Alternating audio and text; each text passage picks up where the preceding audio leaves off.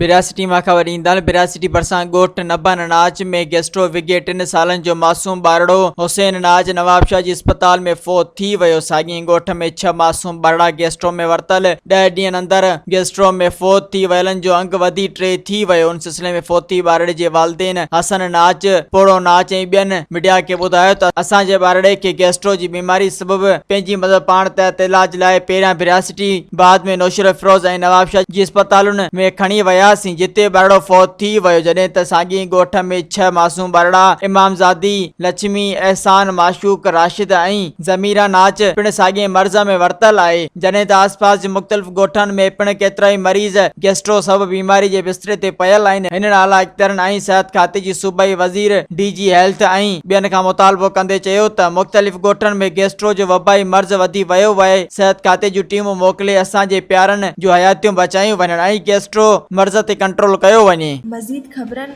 ऐं तफ़सीलात लाइ विज़िट कयो असांजी वेबसाइट www.awamiNewsHD.com ऐं ॾिसंदा रहो अवामी न्यूज़ HD।